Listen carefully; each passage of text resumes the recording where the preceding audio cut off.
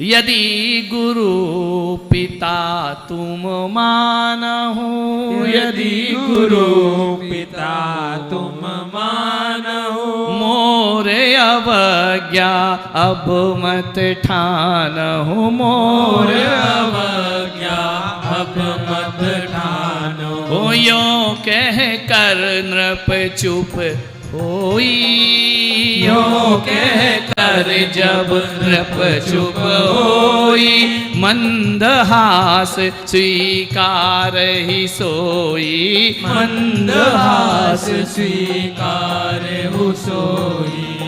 नाभि राय ने कहा कि पुत्र तुम मुझे पिता मानते हो, हालांकि मैं तुम्हारा पिता नहीं हूं। इस दुनिया के दिखावे के लिए पिता हूं मैं, छद्म पिता हूं। आप तो मुझसे पैदा थोड़ी हुए हो, आप तो अपने आप से पैदा हुए। मरुदेवी कहती है कि पुत्र हम तुम्हारी माता नहीं है। पूर्व दिशा सूरज को जन्म नहीं देती है, सूरज तो अपने आप जन्म लिया करता है, पूर्व दिशा तो निमित्त हुआ करती है। हम फिर भी धन्य हैं पुत्र कि तुमने हमें अपना निमित्त बनाया।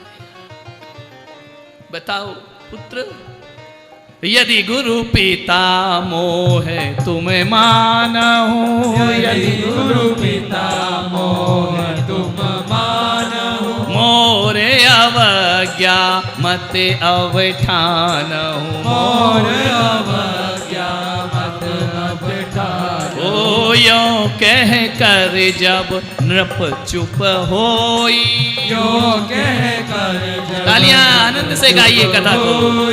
यो कह कर जब नृप चुप होई, यो कह कर जब नृप चुप होई, मंदहास स्वीकार ही सोई, मंदहास स्वीकार हो सोई। हमें तुम्हें आदेश देने का कोई अधिकार नहीं है पुत्र। हे जगत पिता, हम केवल नाम के माता पिता हैं, हम तुम्हें कोई आदेश नहीं कर सकते। देखा नहीं, जब दीक्षा होती है ना, माता पिता बनाए जाते, वो नाम के माता पिता होते हैं, वो पुत्र पे आदेश नहीं कर सकते। वही दशा नाभि राय मरुदेवी की हम आदेश नहीं कर सकते हैं, लेकिन आप हमें तात कहकर बुलाते हो ना, गुरु कहकर बुलाते हो ना, तो मेरी अवज्ञा तो नहीं करोगे पुत्र? बोलो क्या कहा? ओ यों कह कर जब नृप चुप होई, यों कह कर जब नृप चुप होई, मंदहास स्वीकार ही सोई, मंदहास स्वीकार ही सोई। लजा गए भगवान, शर्मा गए भगवान। पिता कह रहे विवाह करो पुत्र, तुमसे संसार चलना है। हे आदि ब्रह्मा, तुम विवाह नहीं करोगे संसार कैसे चलेगा? लोग जीना कैसे सीखेंगे? जो संकुचित भाव से पिता पूछ रहे ना, हंसी आ गई पुत्र को। तुम आदि ब्रह्मा हो, सृष्टि के रचयिता हो, विवाह नहीं करूंगा तो क्या होगा? ये भी तो आप जानते हो हे अवधि ज्ञानी। आप विवाह नहीं करेंगे तो लोग अपनी वासनाओं की पूर्ति पशुवत करेंगे, मर्यादाओं भंग हो जाएंगी। जैसे पशु को देखा ना, खाते रहता है, जब काम भाव जगा किसी से भी तृप्ति कर लिया करता है, मनुष्य ऐसा हो जाएगा। तुम्हारा विवाह करना बहुत जरूरी है पुत्र। काम दम मोक्ष दम चैव ओमकाराय नमो नमः। काम और मोक्ष कौन प्रदान करेगा? हमें मालूम है तुम मुक्ति के लिए आए हो, लेकिन संसार की सृष्टि रचना तो तुम्हारे हाथों में। जिन 5 तीर्थंकरों का विवाह नहीं हुआ ना, वो बहुत अच्छी बात नहीं है। 4 पुरुषार्थ होते हैं, धर्म अर्थ काम मोक्ष। वो 5 तीर्थंकर काम पुरुषार्थ से वंचित रह गए। एक जगह उनका पुण्य कम पड़ गया, ध्यान रखना, वंचित हो गए। बाल ब्रह्मचारी बनना अच्छी बात नहीं है, तीर्थंकरों का, हमारा नहीं। नहीं तो तुम हमको कहने लगो इतनी अकल थी तो शादी क्यों नहीं करेगी, इतनी भी अकल नहीं मारी थी तुम्हारी तरह की शादी कर लेते। ध्यान रखना, तीर्थंकरों को विवाह करना ही पड़ता है, क्योंकि उनसे सृष्टि चलती, हम और आपसे सृष्टि थोड़ी चलती है।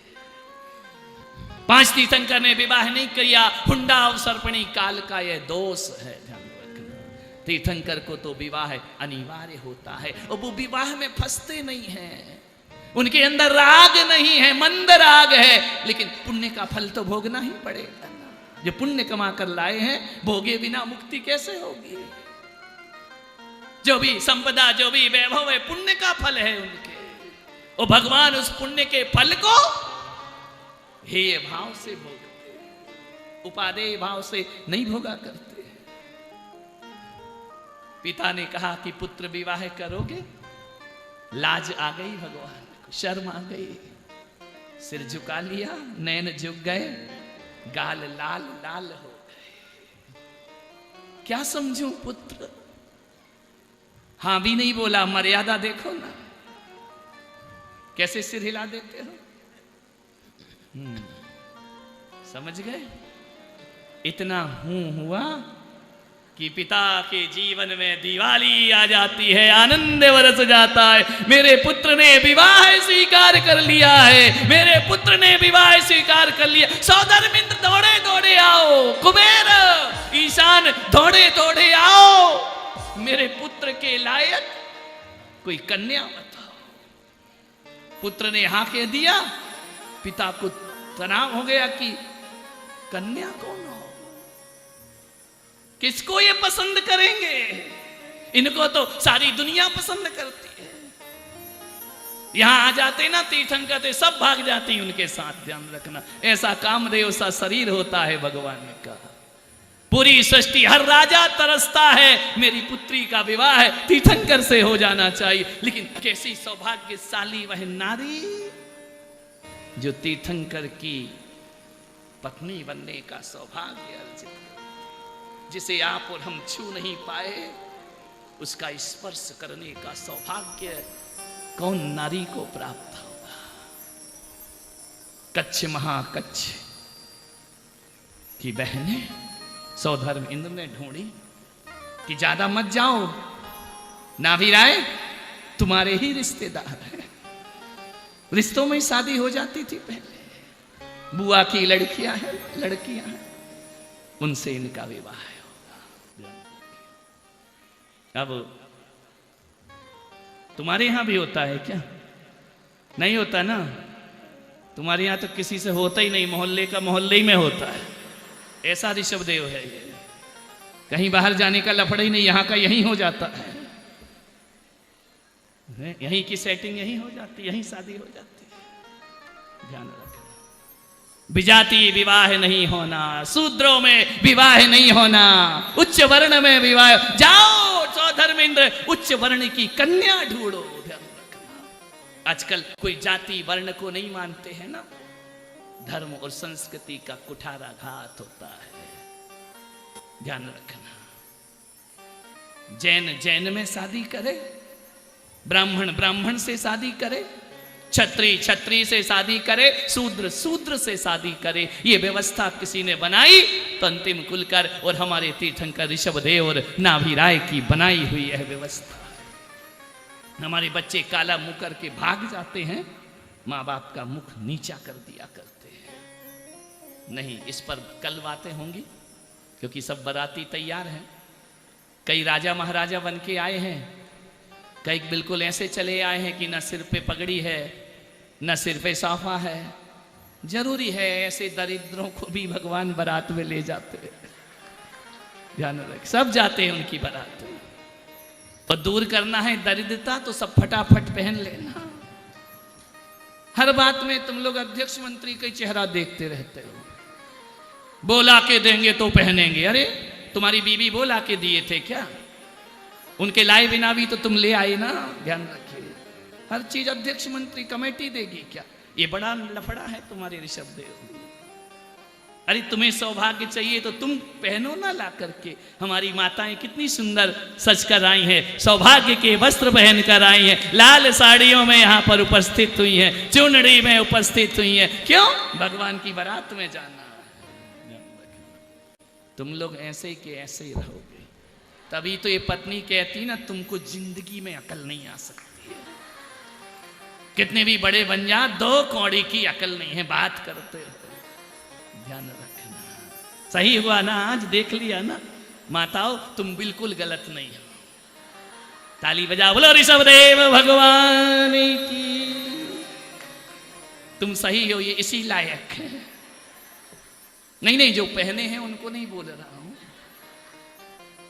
जो बिल्कुल चले आए, बना दिया महिलाओं को, घूंघट डालो, ससुराल है। अरे तुम भी तो कुछ डालो, तुम्हारे लिए कोई ससुराल नहीं है। एक बहू ने अपनी सास से कहा, एक सास ने अपनी बहू से कहा, ए बहू जरा नियम कायदे से रहना, ये तेरा ससुराल है। बेटी भी ऋषभदेव की थी, बोली बुढ़िया तू भी ढंग से रह, तेरा भी ससुराल है। तेरा कौन सा मायका है, ये ध्यान रखना। पूरे उमंग के साथ, आनंद के साथ भगवान का विवाह है। कच्छ महाकच्छ में बारात जाएगी भगवान की। मूर्ति नहीं रखेंगे हम उसमें, क्योंकि आगम की भी कुछ मर्यादाएं हैं। जो ऋषभ कुमार का रोल अदा कर रहे हैं वह बैठेंगे। जगह जगह उनका स्वागत, समर्पणार्थी, माल्यार्पण, पुष्पार्पण करो। तुम्हारे घर से भगवान दूल्हा बन करके निकल रहे हैं। ऐसे देखो जैसे बेटी का दूल्हा आता है, कैसी महिलाएं उछल उछल के, यहां नहीं देखती हैं, यहां तो बचपन से ही देख लेती हैं, लेकिन बाहर से जब बारात आती थी उछल उछल के देखती थी, दूल्हा कैसा है, दूल्हा कैसा है। आज देखो सौधर्मिंद्र 1008 नयनों से भगवान का दूल्हे का रूप का अवलोकन करेंगे। बोलो ऋषभदेव भगवान की, नाभि राय के लाल की जय, केसरिया लाल की। कौन था मैं? किसी के लिए खाली सूखा भूखंड, तो किसी के लिए मुंबई से अहमदाबाद के बीच आने वाला सिर्फ एक जमीन का टुकड़ा। किसी व्यापारी के हाथ लगता तो हजारों की तरह एक और रिसोर्ट बन जाता। किसी बिल्डर के हाथ लगता तो लाखों और की तरह मैं भी एक टाउनशिप बन जाता।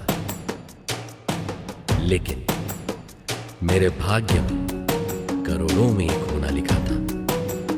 मेरे भाग्य में आचार्य श्री पुलक सागर जी का आशीर्वाद लिखा था। नरेन्द्रं फणीन्द्रं सुरेन्द्रं अधीशं शतेन्द्रं सुपूज्यं भजे नायशीशं मुनीन्द्रं गणेन्द्रं नमो जोडिहातं नमो देवदेवं सदा पार्श्वनाथ।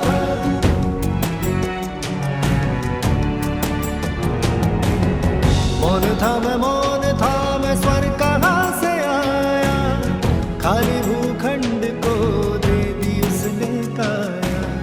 मौन था मैं स्वर्ग कहाँ से आया, खाली भूखंड को दे दी उसने काया। तीर्थ बनाया मुझको सजाया, तीर्थ बनाया मुझको सजाया। खाली भूमि छू के मेरे पुलक जी ने की कृपा, अर्जुन शरणम मनाया। तीर्थधाम जिन शरणम यही त्रिकाल चौबीसी, छात्रवास जिन शरणम यही है निर्जरा कुटी। यही है ध्यान मंदिर सामयिक गुफा, यही नवग्रह जिनालय त्रिमूर्ति भी दिखे यही।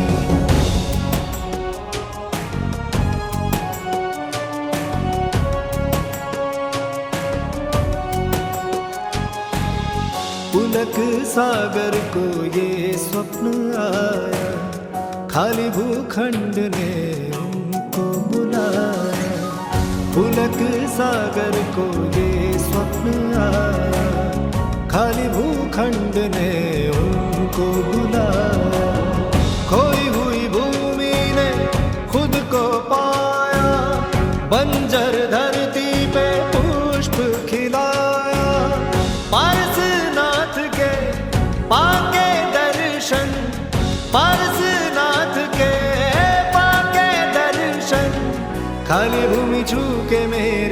पुलक जीने की कृपा जिन शरणं बनाया। नरेन्द्रं फणीन्द्रं सुरेन्द्रम् अधीशं शतेन्द्रं सुपूज्यं भजे नायशीशं मुनीन्द्रं गणेन्द्रं नमो जोडिहातं नमो देवदेवं सदा पार्श्वनाथं जिन शरणं प्रवक्ष्यामि जिन शरणं प्रवक्ष्यामि जिन शरणं प्रवक्ष्यामि जिन शरणं प्रवक्ष्यामि जिन शरणं प्रवक्ष्यामि जिन शरणं प्रवक्ष्यामि जिन शरणं प्रवक्ष्यामि जिन शरणं प्रवक्ष्यामि। कौन था मैं? किसी के लिए खाली सूखा भूखंड, तो किसी के लिए मुंबई से अहमदाबाद के बीच आने वाला सिर्फ एक जमीन का टुकड़ा। किसी व्यापारी के हाथ लगता तो हजारों की तरह एक और रिसोर्ट बन जाता। किसी बिल्डर के हाथ लगता तो लाखों और की तरह मैं भी एक टाउनशिप बन जाता। लेकिन मेरे भाग्य में करोड़ों में एक होना लिखा था। मेरे भाग्य में आचार्य श्री पुलक सागर जी का आशीर्वाद लिखा था। नरेन्द्रं फणीन्द्रं सुरेन्द्रम् अधीशं शतेन्द्रं सुपूज्यं भजे नायशीशं मुनीन्द्रं गणेन्द्रं नमो जोडिहातं नमो देवदेवं सदा पार्श्वनाथं।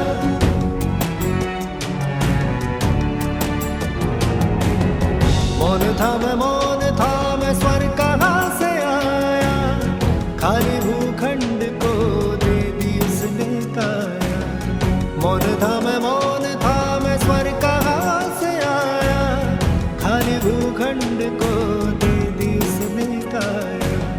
तीर्थ बनाया मुझको सजाया, तीर्थ बनाया मुझको सजाया। खाली भूमि छू के मेरे पुलक जीने की कृपा जिन शरणं बनाया।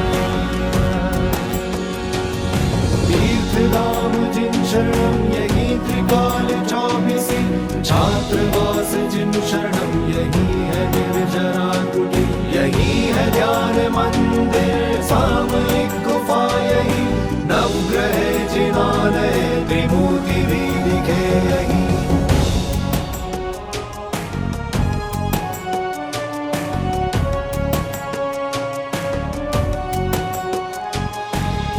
पुलक सागर को ये स्वप्न आया, खाली भूखंड ने उनको बुलाया। पुलक सागर को ये स्वप्न आया, खाली भूखंड ने उनको बुलाया। खोई हुई भूमि ने खुद को पाया, बंजर धरती पे पुष्प खिलाया। पारसनाथ के पाके दर्शन, पारसनाथ के पाके दर्शन। खाली भूमि छू के मेरी पुलक जीने की कृपा जिन शरणं बनाया। नरेन्द्रं फणीन्द्रं सुरेन्द्रम् अधीशं शतेन्द्रं सुपूज्यं भजे नायशीशं मुनीन्द्रं गणेन्द्रं नमो